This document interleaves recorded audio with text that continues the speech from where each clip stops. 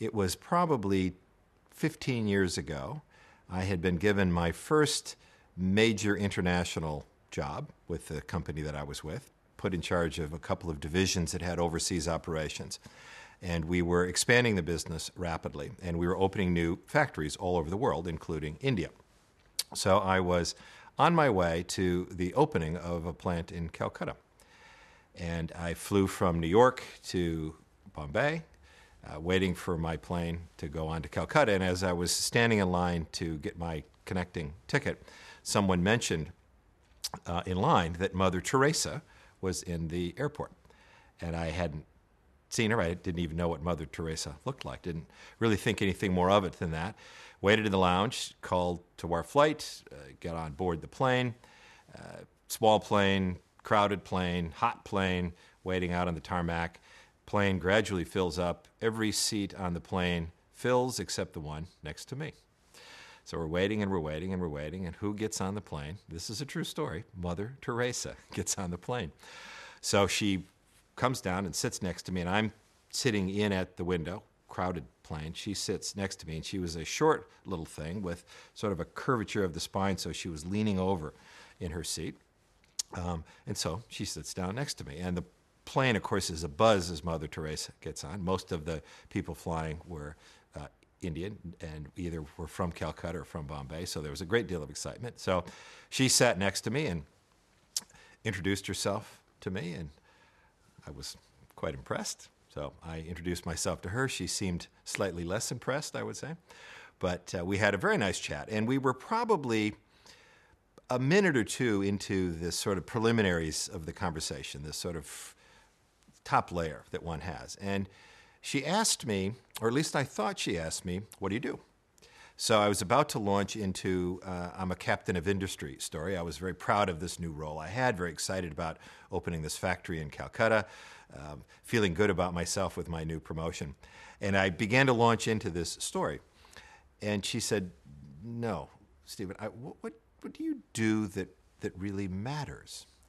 And I thought, well, no, that is a tough old question. And this little voice whispered in my ear, you can't lie to Mother Teresa. So I thought, dear me. And we had a wonderful hour-long conversation about the roles that leaders have in tackling issues of social import in the world. And it was interesting. Never once did she ask me to do anything for her. She didn't ask for any money. She didn't even chastise me for my rather weak answers, I thought at the time, but had a relatively probing conversation about what was my role in the world as a business leader.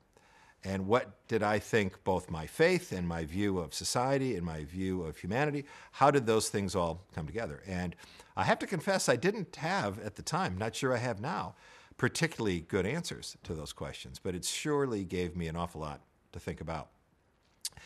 It was probably 5 months later. I'm at Washington National Airport waiting for a taxi out in front, having just arrived from someplace or another. And who walks out of a car to go into the terminal but Mother Teresa again, this time with a whole bevy of other nuns with her, the Sisters of Mercy. They were all about 4 feet high, but there were a lot of them. And I don't know whether she remembered me or not, probably not, but I certainly remembered her. So I went up and talked to her, and she acted like she did. And she asked me something along the lines of, you know, what has come from our conversation. And I think back on that time, and it was such a formative moment for me because I was just at the point where my career was beginning to, at least the career I thought I wanted, was in an ascent. I had gotten the job that I had been lusting over. It was a good job, and I enjoyed it, and I hope I did a reasonable job with it. I was proud of the factory that we were opening, but I realized from that conversation with her that my view of what the success of that endeavor in Calcutta would look like was probably too narrow.